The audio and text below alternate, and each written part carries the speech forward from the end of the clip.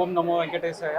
TTD తరపు నుంచి గత 3 నెలలుగా సాధారణ భక్తులకి క్యూ లైన్లో ఉన్నప్పుడు కానీ లేకపోతే క్యూ కాంప్లెక్స్లో కానీ కూర్చున్నప్పుడు ఆహారాలకి ఇబ్బంది లేకుండా ఆహారం కానీ నీళ్లు కానీ పాలు కానీ ఇలాంటివి ఏమి ఇబ్బంది లేకుండా పకడ్బందీగా చర్యలు చేపట్టడం జరిగింది.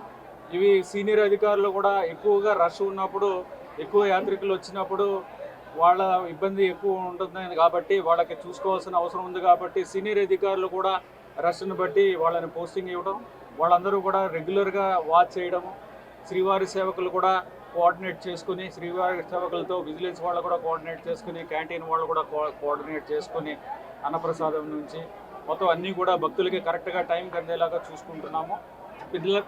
పిల్లలకి పాలు, పెద్దవాళ్ళు కూడా కొంతమంది పాలు కూడా తీసుకుంటున్నారు. అందరూ కూడా ఇబ్బంది లేకుండా చూసుకోవడానికి మేము మానిటరింగ్ సిస్టమ్ కూడా పెట్టుకొని చేస్తున్నాము. సో ఇది ఇన్స్పెక్ట్ చేయడానికి ఇవాళ ఇక్కడికి రావడం జరిగింది. For more videos like this, subscribe Big TV channel.